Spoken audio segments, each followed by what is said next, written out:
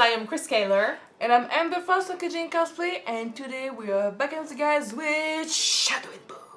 Episode 2. Episode 2.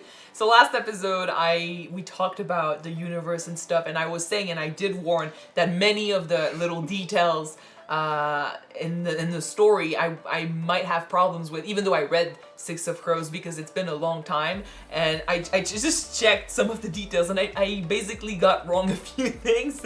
So I wouldn't notice, so you're fine.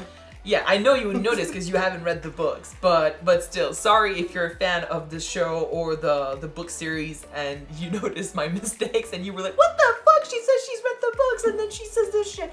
I'm sorry, not intentional. It's just that I'm mixing up some of the names and yeah, but it's fine. First episode was really good. The characters are all fleshed out. Well, we don't know everything about them, but they have personalities that we love. We basically discovered the world a little bit.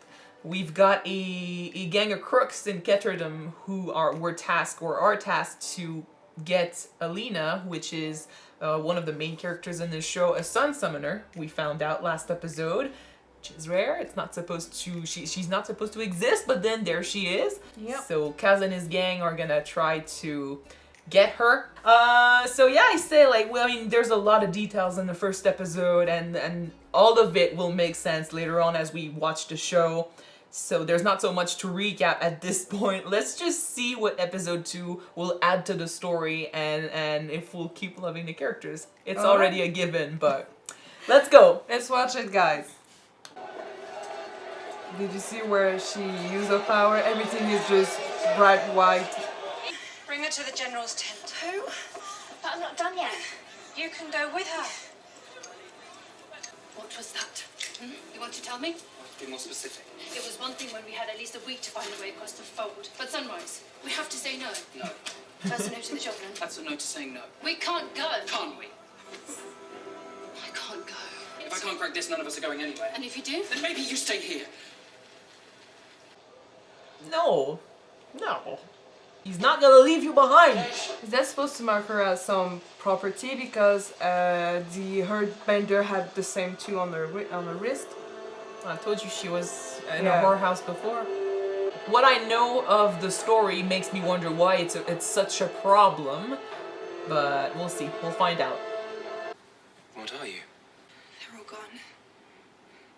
It's my fault. That's why I'm here, isn't it? Answer the question. What are you? What are you? Oh, they just guessed it. Map maker. She doesn't know. Where did you grow up? Crimson. And when were you tested? Never been tested? You don't remember? No, because it meant being separated. Let us just make certain. It's gonna be hard to hide this. If not, we'll sleep.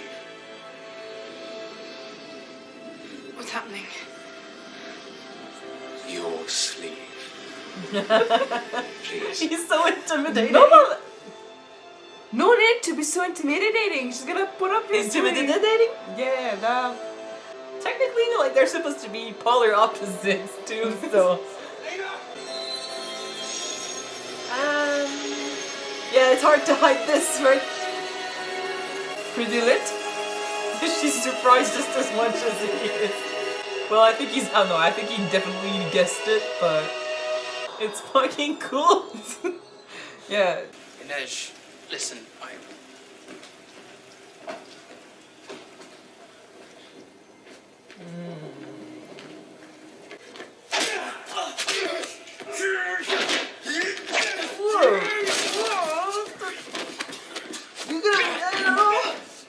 I thought you said that it was supposed to be interesting when it was fighting. He's supposed to be pretty good, but then he's supposed to handle his own. He's not, like, great, but I guess he can just be perfect in the show.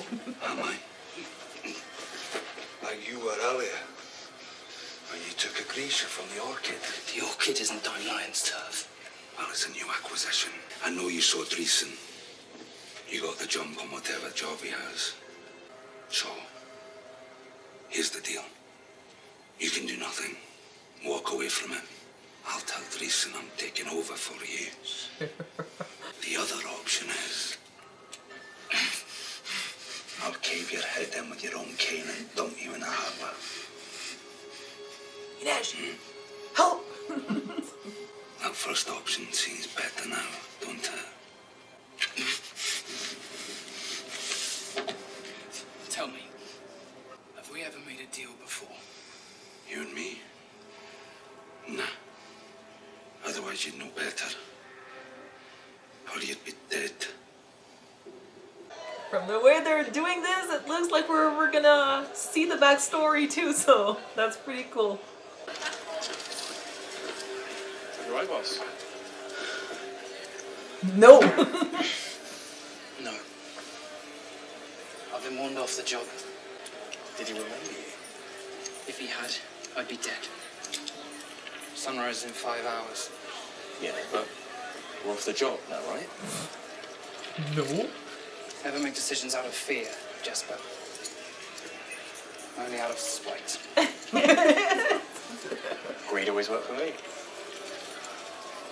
You can't make him do anything. Let us talk business.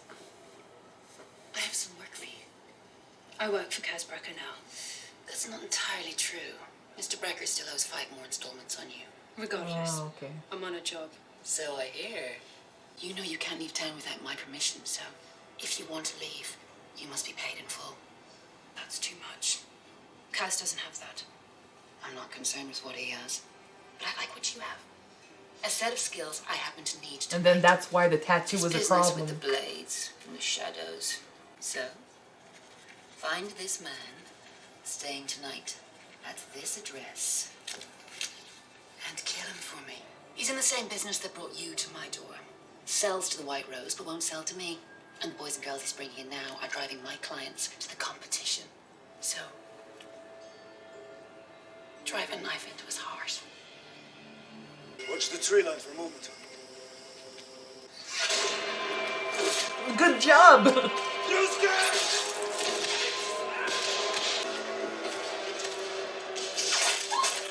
What's the name again for the type of Grisha? There's the Heartrender. I think, well, they're Heartrenders, probably. Because it's the body that they're controlling. The blood flow and stuff. that's powerful indeed. Yeah. Yes. It looks really, really fucking cool.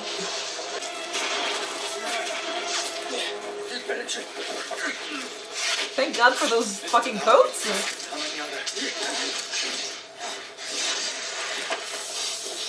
It's too much smoke! Water! Where's water? That's the thing. They need to see the person they're controlling in order for their power to work. The Heartrenders. So.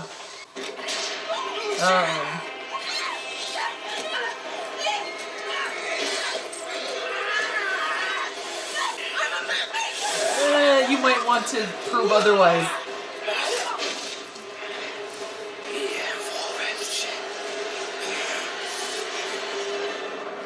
I think I know who that is. He's so fucking badass. He's bringing shadows, man. He knows how to make an Oh entrance. my gosh. I think you're gonna like him too. I already do. Oh, definitely.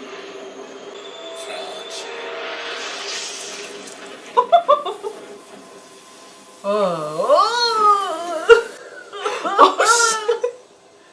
At least he's on your side. And He's badass. that's the same type of Grisha that created the fall? I think, yeah.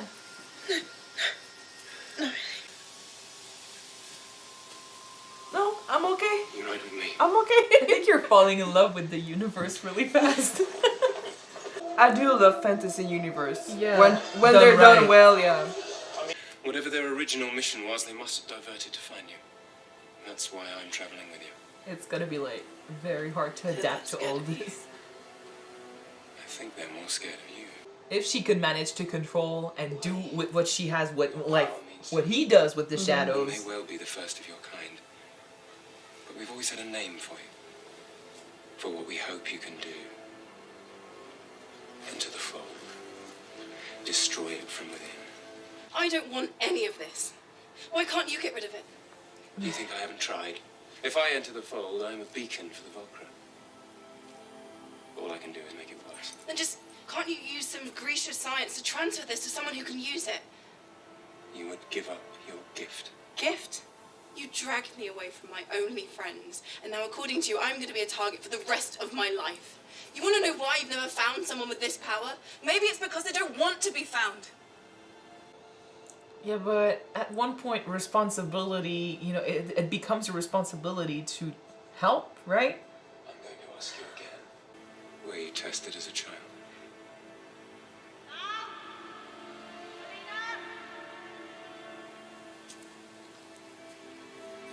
We hid. We were different enough already. Didn't want to be even more alone. You are Grisha. You are not alone. Oh. Say it with pride. He's good. He's good with his words. I get it. Like, she doesn't want any part of this.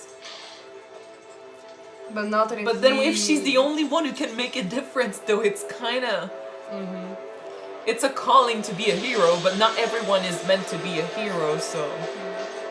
You hit me I needed some time to ransack my apartment. to find records of the children you sold to the brothels. I've never sold any indentures. You sold people to the White Rose. People like me. You work for Alina, and you've got Yeah, it all she wrong. lied to I her know so that she business. would I'm a kill him. smuggler. You steal people. How many silly adventures have I you? liberate families fleeing the war. How old were you when you were taken? Who are you looking for? Your parents, a sibling? If you can't give me a lead, you can at least give me my freedom. Saint Elizabeth, you follow the faith too. Please. What about a prayer can forgive murder? Ask the saints for me. No. Woohoo! Right on time! He's our way to Alina's stock. Literally don't. Him. Aline knew it. And honestly, you should just You never choose trust him. Him over my freedom. You assume it's one or the other. It's true that with the $1 million, he could Pay the manage rest, to pay the yeah. rent, yeah. I'm taking her. And when we return, I'll have the buyout to clear the books. Until then, this is my collateral. Doing something foolish for someone you care about. What do you have That could possibly be enough. The ownership of the... the Crow Club? Yep. Oh. That's his invention, that's his creation, it's all he has. He needs to do this now. Inej is yours to lose now. He cares about her. It's all yours to lose.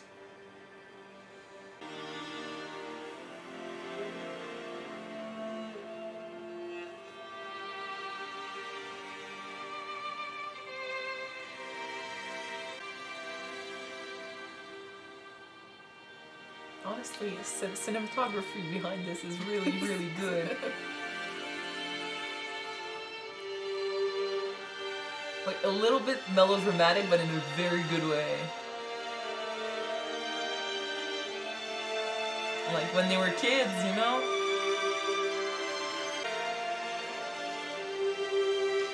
In a way, I'm pretty sure that they cannot feel each other. They But I think think that about by one another. doing it, they know that she's up there, he's up there, and they're gonna be together soon enough. It's because they think about one another. Yeah. Oh, I am loving this. I like it too. It's all she has. It's all she's ever known. Like now she's been thrown in this place that's, you know, full of riches, full of money, and all of that compared to her friend is nothing, you know? I think it's the contrast. Like, they didn't really play on it, but the contrast of having everything yet still having nothing. Mm-hmm. It's intense. It's her motivation. She has to go back to him somehow, and he has to get her back. Although I'm glad that he's doing it not the foolish way. You know, he's actually gonna be intelligent about it. And not get killed. Well, I mean, if he does what his friend said he should do, he'll need to have, to do something big in order to get invited. I wonder what that will be. We'll see. Maybe, the one thing that I can think of, which would be foolish, but that's the only thing they mentioned this episode, was they needed maybe to go back and try to find survivors inside, but then I don't think there are any survivors in the fold right now, so I don't know what would top that. We'll see. Probably save really important people, maybe. How would they be alive, though? I would assume they're all dead. I don't know what he's gonna do. He's gonna have to find something that is both great and heroic to get invited. And I'm rooting for him to do it, because he can't just leave. If he leaves, he's deserting the army. So yeah. And he will be just good as dead. So basically now we have like 3 groups of people who want her. We've got Kaz, we've got Mal, and we've got the other Grishas, the general. Kirigan? Kirigan, yeah. Yeah, that's his name. So all 3 groups want her. And she just wants to be happy with her friend. Well, the other Grishas want to... No, they won't let her leave. Protect her and train her. Because she's technically the key to their freedom. Yes. And what's the name? Not the Ravka, the torture... What was the name? Ferden? Ferden? Sorry about the pronunciation, guys. But yeah, pretty much everybody who saw what happened wants to get her. Pretty much everybody. The Fjorden wants to kill the Grishas. That as a whole, it's a war. They don't want they want them gone because they hate magic, and they think that they're like the devil or something. Like it's really not a happy place. The kids are being raised. While they're being raised, they're being told that the Grisha are monsters, which is why it's there's in Six of Crows, there is a relationship between a Fjorden and a Grisha, which makes it all very interesting. And we get to see, how they met, and the whole prejudice of I hate you because, of what you are is really strong. I don't think we will, or at least so far we haven't, but we're not seeing this relationship between the two, but it's still very present, and it's also what creates the main character. She's always been judged because she's different. She comes from another place. Well, she was being judged because she has been called a half breed because she's part Shu. So yeah, she was being judged by that, and now she doesn't really know how to call herself anymore because people say that she's Grisha, but she doesn't relate. She doesn't think of herself as Grisha. That's the whole concept of race and stuff is so messed up because it's not about race. He was saying, Kirigan, he was saying that, you're Grisha, you're not alone anymore. We're all, the same. It's like we're family, we're on your side. But then she doesn't connect with them. She connects with the guy that she grew up with, the guy who really knows her.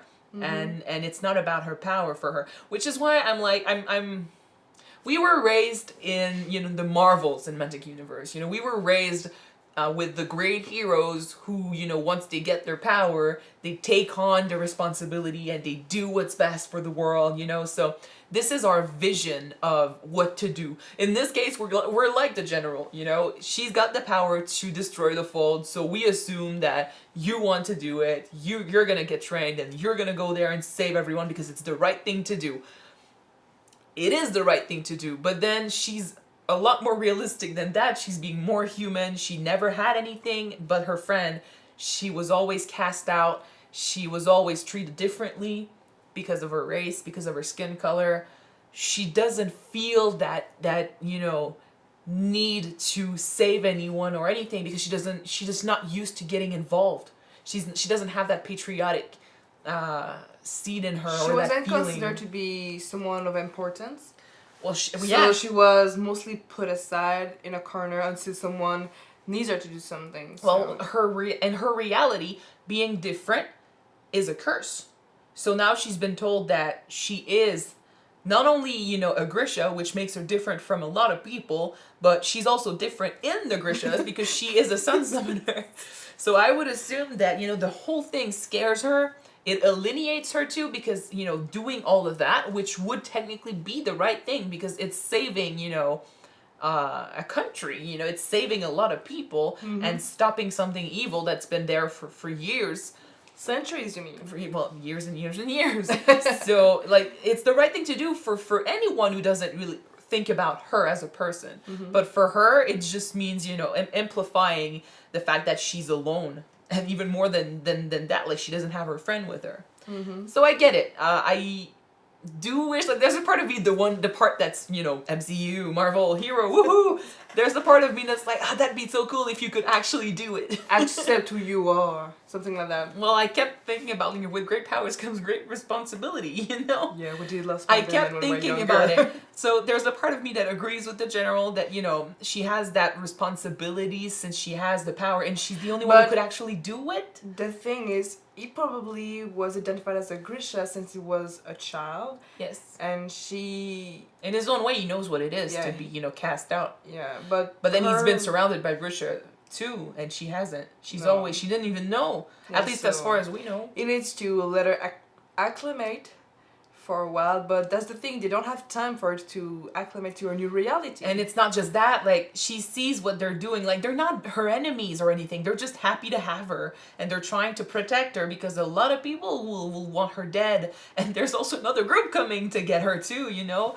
But, so they're trying to help her, but then, like you said, she needs time to get used to this, and it would have been a lot easier if they didn't let her, you know, leave her friend behind, which, I mean... That's not something that can be changed, unfortunately, unless he shows up and manages to convince everyone to stay. He never got tested either, so he might be a Grisha and he doesn't know about it. That'd be one hell of a coincidence. Who knows? I don't know, like, they kept... In this episode, they hinted at the fact that she might have known, but then her reason for not being tested was never, like, I didn't want to be cast out. She's always saying, if I did not want to be separated from him. So maybe she had a feeling that she was, but then... Maybe she felt that she was different, but she was just as surprised and scared about what was happening. Yeah. So maybe she got a feeling, but she didn't know what it was. And in a way... Like I said for the first episode, her powers manifested for the first time when she was in danger, when her friend's life was in danger. Yeah. So she never... learn how to control it. You never had to use it before. But then at the same time, when he said, "You sure you've never been tested before?" and stuff, we saw her hand. She had a wound there too, right? Yeah. So I'm wondering if she got tested. Do you think that maybe your mom tested her before she got separated from her? I don't know. When he said it, we saw the scar. So in my mind, I'm thinking she got tested and she knew it, and that's why she insisted on hiding, because she knew that they were gonna get separated. Okay, yeah, that will make sense too. And maybe both of the reality will make sense. Yeah. Although him, I don't think he knew, and the reason for that would probably be if we're right and she knew. I would assume it's because she didn't want him to judge her and cast her away, since he was the only one staying by her side. Unless, I mean, he seemed genuinely upset. Yeah, he seemed to genuinely believe that she wasn't, and then when he learned that she was, he freaked out. So I don't think he knew. We'll see. We'll see where that leads them, but they just want to get back together, which is very sad and very. I love how they play it. You know, the little how they use the camera to create that closeness, even though they're in two different places. It was pretty cool. I'd like to talk about some abilities with the Grishas, because we saw what a Darkling can do with his power. Yes, and he said powerful. that with he said that a summoner can create things out of what he summons, basically. Okay. So with training and with not supplement, but he said that something to make her more powerful, she can do something more or less like what he did, so she can become powerful too, right? I don't remember them mentioning a drug or anything, but there is a drug. But he did mention something about her taking something to help her become stronger, boost her power, like a boost. There is a drug that exists in Six of Crows. It's actually part of it's really at the center of the entire story, but there is a drug that exists, and it's probably what he mentioned here, that if they take it, basically it gives them a boost of power. Not for too long, but then it's a thing. So it could be talking about that. I'd like to see her, use her powers without it, but he's controlling shadows and he managed to turn it into something fucking terrifying. So it is that everything around you is composed of matter, just like shadows. So just like sun. Well, she controls light, yes. So she can do something about it. Like she can probably control the density of the light and use thing it as is, a weapon. the power exists, and they don't really know much about the power because there's not many of her, around. She's pretty much the only one. So, I think as long as she gets used to her power, and trains with it, she can do so much with it. But the limit to her power only relies on her creativity with it. Mm-hmm. Kind of like he was, used it to create something sharp and cut someone. Like if you woke up next morning and I told you, hey, your power is you control shadows, would you ever think of creating something with dense shadows to cut up someone? I don't think so. I wouldn't think about Probably that. Not in the first few days. I would think about I'll be hiding behind the shadows or anything, but not cut someone with shadows. Mm-hmm. I wouldn't think it's a thing, but it is apparently. So, we don't know what she could probably do if she put her imagination to the test. So, we'll see how her power develops because she's there to be trained and protected. So, we'll see. Mostly trained. Now we're switching to Ketterdam. Ketterdam or Ketterdam? Ketterdam. Ketterdam. It's like Amsterdam. Damn, it's hard. It's hard to pronounce. Ketterdam. Okay. I wasn't that far off about who she was with supposed my to kill. coincidence. It was related, so yeah. Related, yeah. It makes sense. Like the Aline, you can't trust her. You can't trust anyone in Ketterdam, really. They're all crooks. Like her and Inej have a very bad relationship, yet very interesting one because she's the one who owned her. So she worked for her for a while, but they have no respect for each other except maybe, the appreciation of one's talents, but Inej has this whole thing of, I don't want to belong to you, yet the tattoo and, the job and what it entails and how she got to be there, it's all very demeaning. So, and I didn't know that, but they told us that he hasn't paid the debt yet, like he hasn't completely paid for her. So that's why it's even worse now because she still has a hold on her. And even after he pays the entire thing, she's always going to have a hold on her because of what she represents. It's a part of her life that haunts her, and it would haunt anyone. You're being forced in a brothel. That's not a happy life. And she was stolen for that too. So I don't remember she had a brother. I don't even know, was it mentioned in Six of Crows? I don't remember. Maybe but not. Well, she's got a brother, and that would make sense. Like she would want to find him again. The conductor mentioned something. I don't know if you know about it, but he mentioned the faith. It's a religion. No, but they don't. I don't think they mention. Well, not true. They do mention it when it comes to saying, Inej follows a certain religion and stuff, and Kaz doesn't follow it. So they mention it, but I don't think it wasn't that important in Six of Crows. So if some details of the faith matter in this show, I'll figure it out as the same time as you do. So I think it's also, it goes with their religion not to do certain things, and he prayed to, since he followed the same religion, he kind of tried to get on her good side with it. How many prayers is word for murder? Yeah. I mean, I cannot remember her saying she wouldn't kill anyone in Six of Crows, but she'd be willing. She's not an assassin, but at the same time she kind of is. Yeah, it's like I would say that maybe it's part of the religion, thing that she doesn't want to kill. Maybe it's because she doesn't want to fully be in this world. Once you've killed someone, it's over. You're changed forever, and it's who you are. So maybe that's part of it. At this point, I'm just speculating because I don't remember this in the book. I told you it's been a while. But it's interesting, and it brings a side to Inej that I didn't know about. I already thought she was pretty cool, but then you add that, it gives her some layers, and it makes me like the character even more. So And now, she's gonna tag along because, of course, Kaz likes her. She's a friend. I love that little parallel of them saying, like, people do foolish things for their friends. And I'm like, we cut to Kaz, and I'm like, yes! It's true, though, that without reading the books about Six of Crows, we think, I don't know the impact for Kaz to just give the ownership of his club to Alina. But from what I just saw in the episode 2, with him just managing the club, being there and looking about what was going on, that still is his business. So I can completely understand if my dad would have just given the ownership of his own business to someone because he cared about Inej.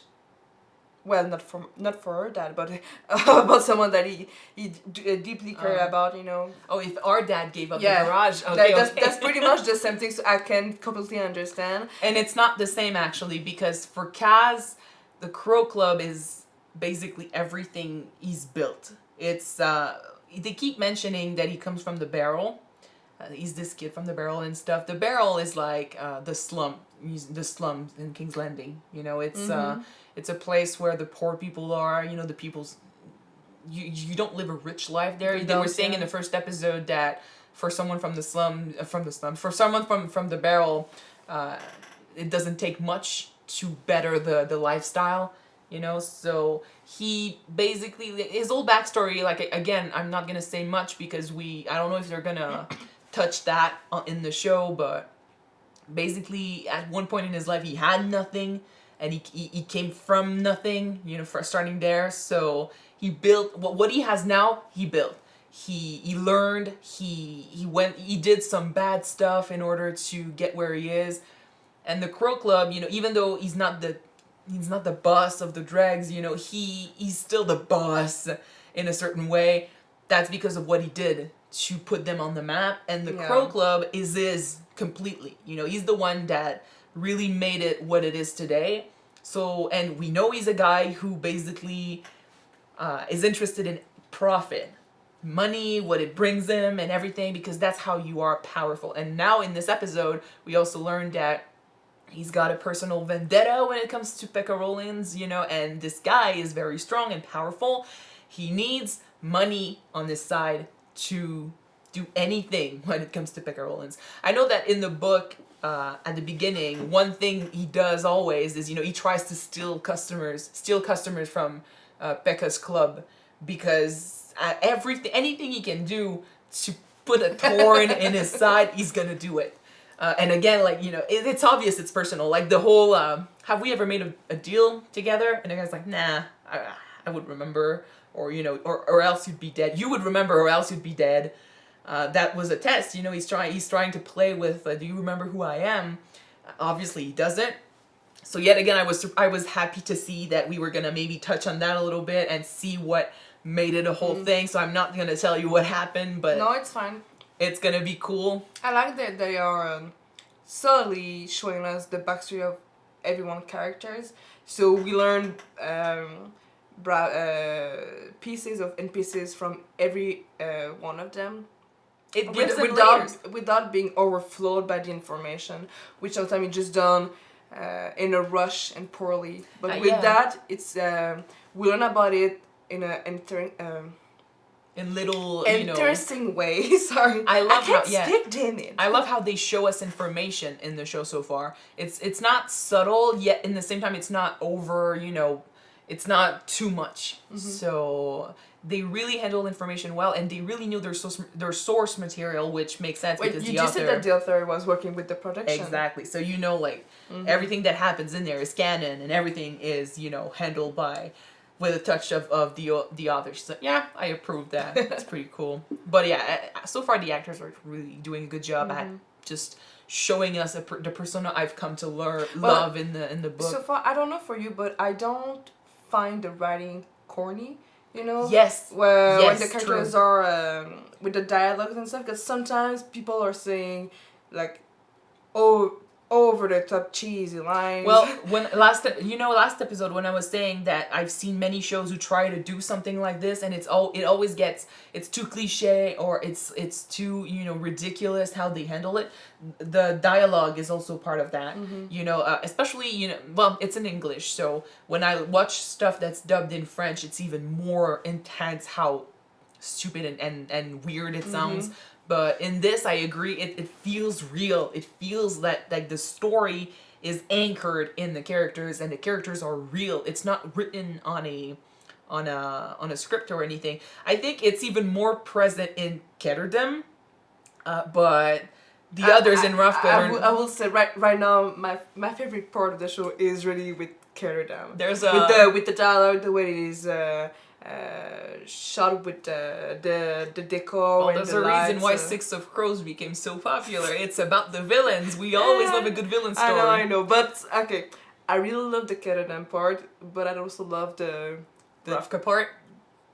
What? Ravka part. Well, the Darkling part with the Kirigan general stuff. Yeah, I like him too. But that's the thing. Like, I feel it's interesting. I feel like things in Ravka are more melodramatic, if it's the right word, but not too much that it bothers me. It doesn't bother me at all. I think it flows perfectly. The characters are great. The bickering between the friends and stuff feels real, and even though, you know, sometimes they really push the drama, I think it's just it's well done. And it might be because I'm a fan of the story, so already, you know, I'm gonna fangirl over every aspect of this show. But I genuinely, you know, enjoy a good director doing his job behind the scenes, and so far that's what I've seen. You know, visually it looks great, the camera is doing amazing tricks, and the actors are doing their job, and the universe is just so cool. We already knew the script was gonna be great because it's based on a book, so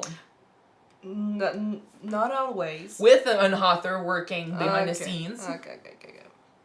But anyway, so yeah, I'm really excited for all these people to meet together and you know, start bickering, because no one is gonna want to go with Kaz, and no one is gonna want to, you know, let that girl leave, and you know, it's gonna be fucked up, but it's gonna be fucking cool to see how they come up with tricks. And I was a bit disappointed with the fight scene with you know, with Kaz, but that's because the first few chapters in Six of Crows, well, the first chapter really, I've seen him fight, you know, I've seen him do some stuff, and I know he's supposed to be able to survive the barrel, so he's capable with his cane and stuff. And in this, I felt like he didn't manage to hold his own very long.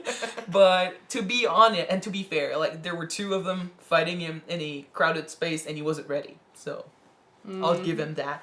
But still, Kaz's greatest strength is in his brain, so Inej, that's why he has Inej. And Jesper. And by the way, love that little hint at Six of Crows with Jesper saying that he wanted someone that was well versed in explosives. Another crew member? That's someone that's with them. There is a guy who's good with explosives in Six of Crows, and this guy has a special connection with Jesper, so I thought it was pretty cool that they put this here. So yeah, little fangirl. Thank you guys so much for watching this episode with us. Sorry if I'm honestly, you're fangirling. The last time I remember doing a reaction where I was so in love with the source material was when we watched Game of Thrones. And we just rewatched a few, you know, scenes because we wanted to see how we had grown, and I thought I was so oh my gosh, we were cringy. Cringe. Oh so my gosh. it's just so weird. But anyway, so sorry if I'm a bit too much into this, but that's why we're watching the show.